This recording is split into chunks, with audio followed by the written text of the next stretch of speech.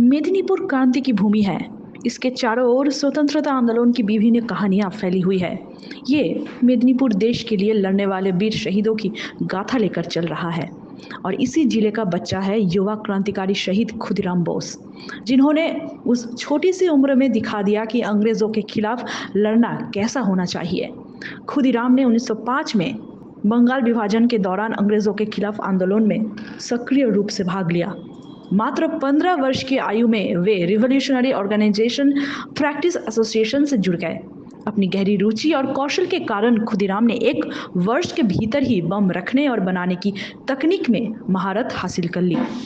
6 दिसंबर 1907 को Narayangarh railway station पर हुए बम विस्फोट में उनका योगदान सबसे महत्वपूर्ण था। फिर 1908 में उन्हें क्रांतिकारी गतिविधियों की जिम्मेदारी दी गई।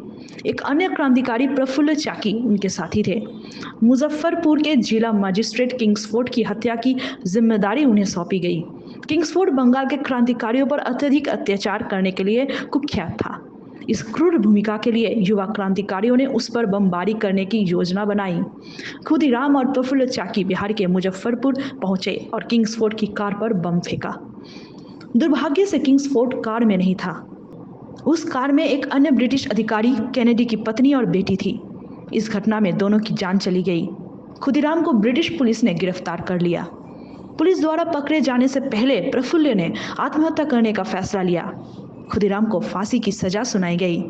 वो महज 18 साल 8 महीने 8 दिन में शहीद हो गए। 11 अगस्त 1908 को मुजफ्फरपुर जेल में फांसी दे दी गई। निडर क्रांतिकारी खुदीराम बोस हाथ में भगवत गीता लेकर फांसी के तख्ते की ओर बढ़े और मुस्कुराते हुए फांसी की रस्सी अपने गले में पहनी। और खबरों के लिए सब्सक्राइब कीजिए एनएम न्यूज़, बेल आइकन दबाकर रहिए सबसे आगे।